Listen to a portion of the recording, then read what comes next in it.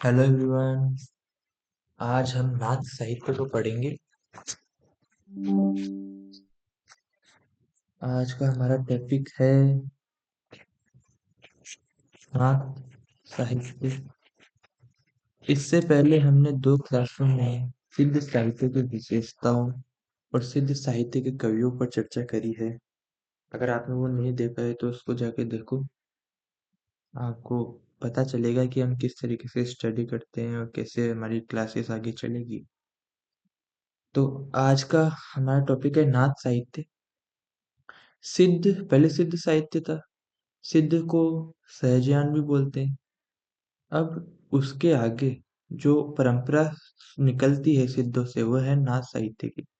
गोरखनाथ को सिद्धों की जो महामुद्रा साधना, काया साधना, तंत्र मंत्र और जो सबसे इम्पोर्टेंट जो स्त्रियों की जो दशा हो गई थी उस टाइम पे कि परवर्ती मार्ग था। सिद्धों का जो मार्ग था वो परवर्ती मार्ग। प्रवृत्ति यानी कि इंद्रिय भोग अपन कर सकते हैं उसको प्रवृत्ति बोलते हैं। जब इंद्रिय भोग का निषेध हो तो उसको बोलते हैं निवृत्ति। ये विशेषता थी नाथों की। तो सिद्धों की योग साधना, सिद्धों की काया साधना में स्त्री का बहुत बड़ा उपयोग था, प्रयोग था, जिसकी वजह से उसमें काफी सारी समस्याएं आने लग गई थी कि वो लोग कामुकता उसमें ज्यादा आ गई थी। उसके साहित्य को भी देखोगे आप सिद्धों को तो उसमें कामुकता मिलेगी, महामुद्रा मिलेगी।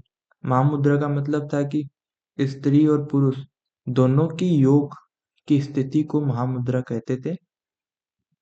और जैसे ये कमल और वज्र साथ में रखते थे, एक्सेट्रा एक्सेट्रा। तो गोरखनाथ को इनकी ये चीजें पसंद आई नहीं।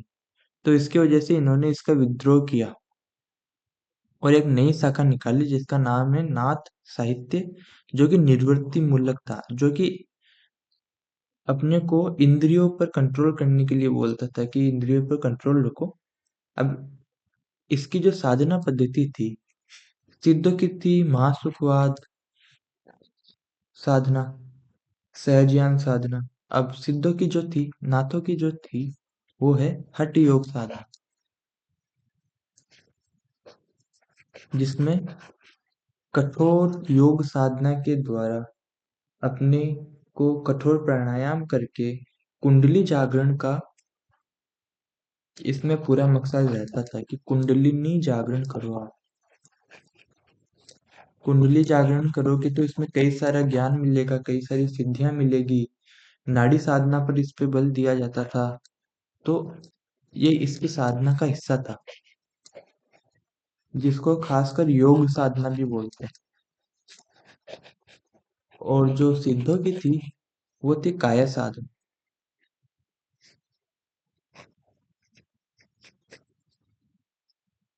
ठीक है। इसमें नाथों पर शैव दर्शन का अपन प्रभाव देख सकते हैं। और ये शिव और शक्ति की उपासना पर बल देते थे। और जो आदिनाथ है वो हमेशा शिव जी है, आदिनाथ आदिदेव।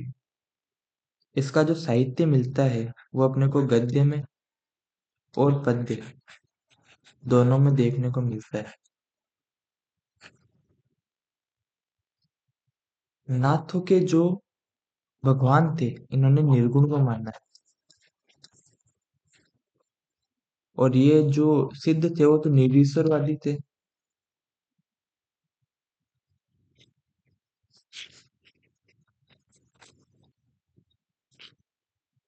इन्होंने निर्गुण ईश्वर की कल्पना की है।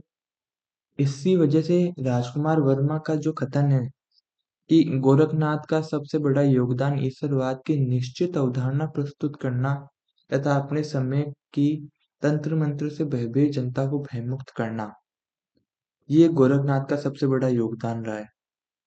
तो सवाल आ सकता है कि राजकुमार वर्मा ने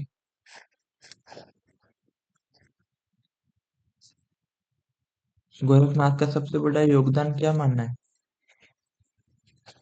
कि एक तो ईश्वरवाद की निश्चित अवधारणा प्रस्तुत करना।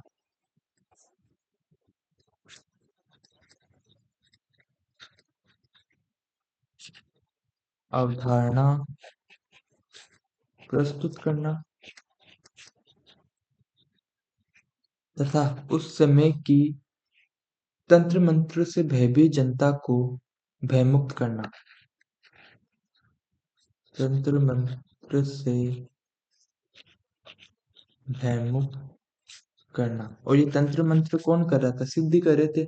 इनकी सारी साधनाएं शमशान में होती थी, पंचमकार साधना, ये सब। और इसमें पद दलित मानवता के प्रति गहन कारुणिक भाव अपने को देखने को मिलता है। सामाजिक समानता ये पक्षधर थे। हालांकि सिद्धों की तरह यहाँ भी विवाह के प्रति अनादर ही मिलता है या श्रद्धा का भाव नहीं मिलता। विवाह के प्रति अनास्था और ग्रस्त जीवन का अस्वीकार करते हैं। पर सिद्धों में जहाँ नारी को स्वीकार किया गया था, यहाँ पर नारी के प्रति भी विरोध का स्वर मिलता है। या नारी को माया का रूपक माना गया है।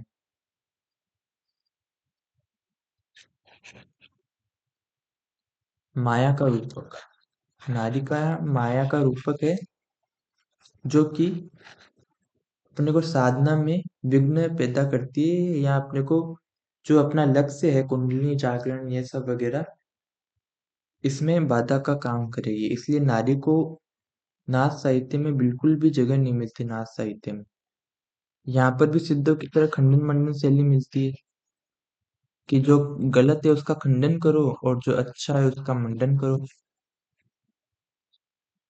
शैली शास्त्र ज्ञान का विरोध है, लोक ज्ञान का अनुभव है। शास्त्र ज्ञान का विरोध और व्यवहारिक ज्ञान का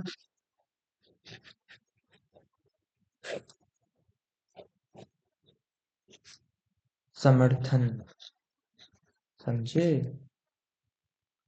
रहस्यात्मकता, उपदेशात्मकता, दार्शनिकता यहाँ पर देखने को मिलती है। हठ योग साधना में ये साधना करते हैं जिसकी वजह से इनको कुछ अनुभूतियां वगैरह होती थी, जिसका ये जिक्र अपने साहित्य में देखने को मिलता था, इनकी किताबों में, जो कि आम भाषा में नहीं थी, जिस वजह से ये समझ में नहीं आती थी, तो इनकी बातें रहस्यात्मक बन जाती थी, जिसके कारण इनके साहित्य में साधनात्मक रहस्यवाद की सृष्टि हुई।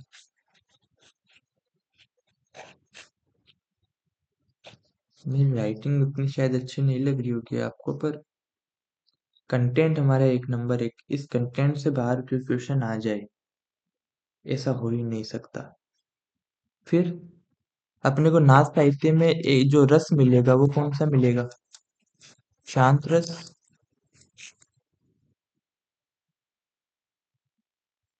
क्योंकि और जो सिद्धों में मिलता था वो श्रृंगार, क्योंकि वहां पर नारी आ गई थी साधना मार्ग में, तो वहां पर श्रृंगार और शांत।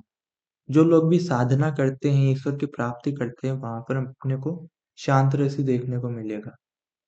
अखंड ब्रह्मचर्य योग साधना पर विशेष बल देते थे और तांत्रिक साधना का विरोध करते ही थे। ये इनकी प्रमुख विशेषताएं थी। अब कुछ ऐसे थे साधक नाथों में और सिद्धों में, जो कि सिद्ध भी थे और नाथ भी थे।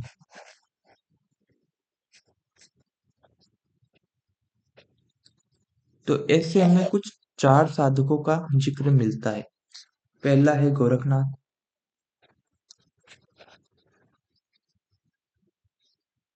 दूसरा है जलंधर नाथ,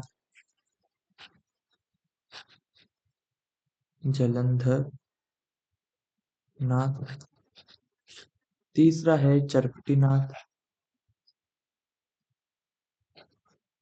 चरपट नाथ, चौथा है नागार्जुन।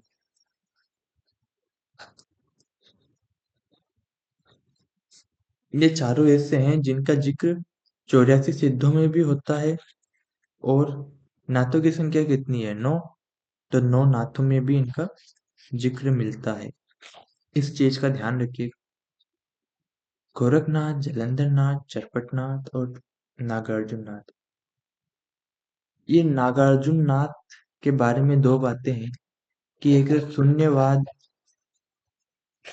की अवधारणा इन्होंने दी थी,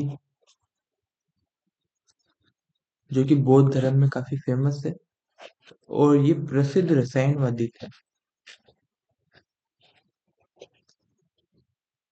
प्रसिद्ध रसायनी थे।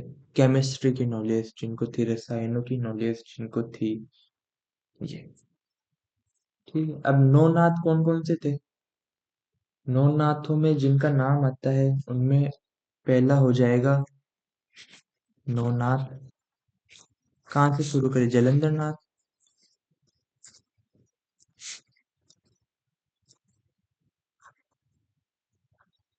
मच्छेंद्र नाथ,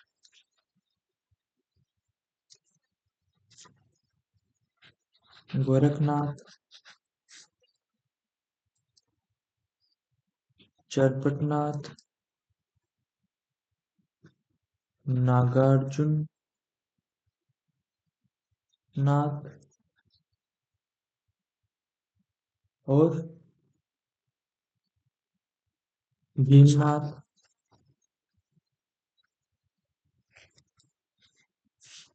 भीमनाथ के अलावा, भीमनाथ के अलावा जिस नाथों का हमें जिक्र मिलता है उनका नाम है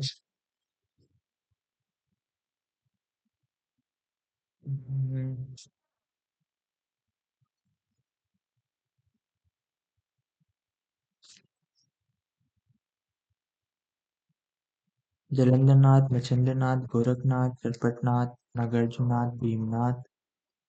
1 2 3 4 5 6। और जो तीन है नाथ उनका नाम है,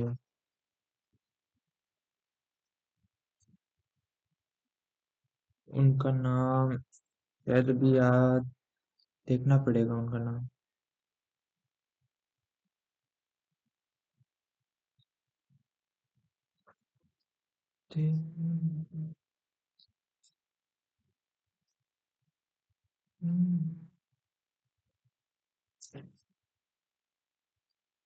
उनका नाम मैं आपको है ना देख के बताता हूँ, क्योंकि अभी मेरे को याद नहीं आ रहा। ठीक है। अब हजारी प्रसाद द्विवेदी ने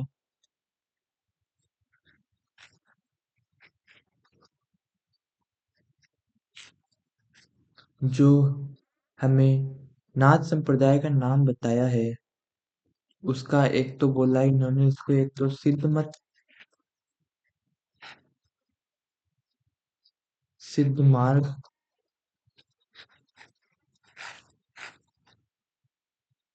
नाथ सिद्ध,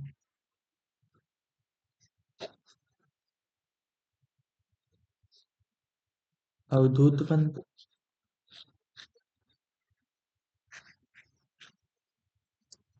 और नाथ पंथ। हजारी प्रसाद द्विवेदी ने ये कुछ नाम बताए हैं इसके, नाथ संप्रदाय के। अब अब रामचंद्र शुक्ल का इसमें एक कथन आता है कि गोरखनाथ पहली बार हिंदी में षटचक्र साधना, कुंडलिनी, लोक जागरण, हठ योग की कृच्छ साधना, अष्टांग योग, प्राणायाम की कठोर साधना को लेकर आए। तो ये रामचंद्र शुक्ल का कथन है। अब सिद्धों और नाथों के बीच की कड़ी किसे माना जाता है? या आपसे एक सवाल पूछता हूँ मैं कि सिद्धों और नाथों के बीच की कड़ी कौन माना जाता है?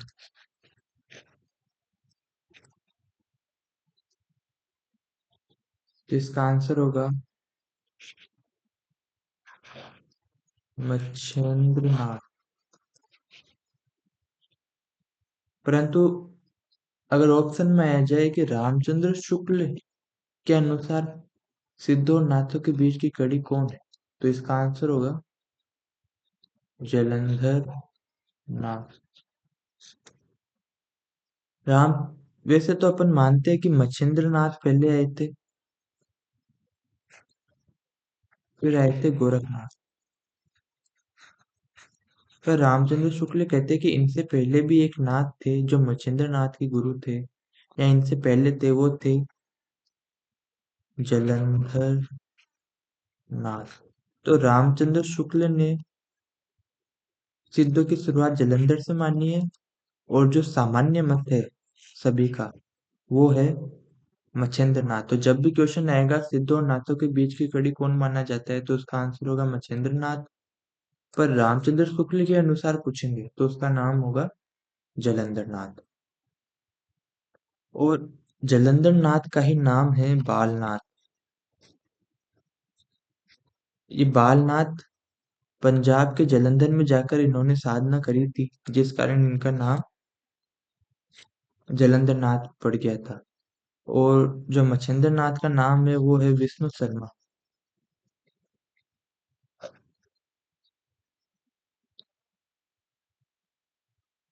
ठीक है, तो आज की जो हमने क्लासें पढ़ी उसमें आपको समझ में आ गया होगा कि इनकी विशेषताएं और इनकी थोड़ी बहुत पृष्ठभूमि, सिद्धों से किस प्रकार से पृष्ठभूमि बनी, कैसे आए।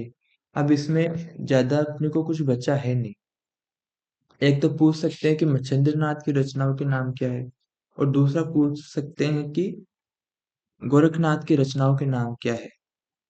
और कुछ चर्चित कथन, जैसे चरपटनाथ की कुछ पंक्तियां हो जाएगी, गोरखनाथ की कुछ पंक्तियां हो जाएगी, ये सब अपन अगली क्लास में देख सकते हैं। और कुछ रचनाएं जो नाथ साहित्य से संबंधित है, उन सब पर भी अपन बात कर सकते हैं। तो आज की क्लास के लिए इतना ही। धन्यवाद।